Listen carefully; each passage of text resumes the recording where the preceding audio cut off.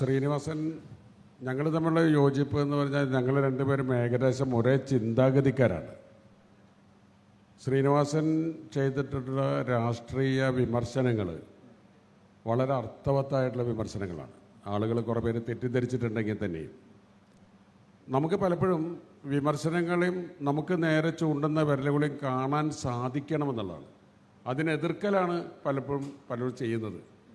ഒരു കാര്യത്തിനെ വിമർശിക്കുമ്പോൾ അതിൽ എന്ത് കാമ്പുണ്ടെന്നറിയാതെ അതിനെ വിമർശിക്കാനുള്ള പ്രവണത ഉള്ളതുകൊണ്ടാണ്.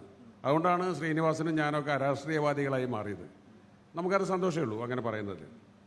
ശ്രീനിവാസൻ കൂടെ വന്നതിന് ശേഷമാണ് അത്തരം സിനിമകൾ ഞങ്ങൾക്ക് ഉണ്ടാക്കാൻ സാധിച്ചത്. ഇപ്പോൾ ടി പി ബാലഗോപാലനായാലും വരവേൽപ്പായാലും ഏത് സിനിമകൾ ചെയ്യുമ്പോഴും അതിലൊരു ഇന്ന് നമ്മൾ ജീവിക്കുന്ന കാലത്ത് ഒരു രാഷ്ട്രീയ അതിൽ കലരാണ്. അതിൻ്റെ ഏറ്റവും ഉച്ചസ്ഥായിയുള്ള സന്ദേശമാണ്.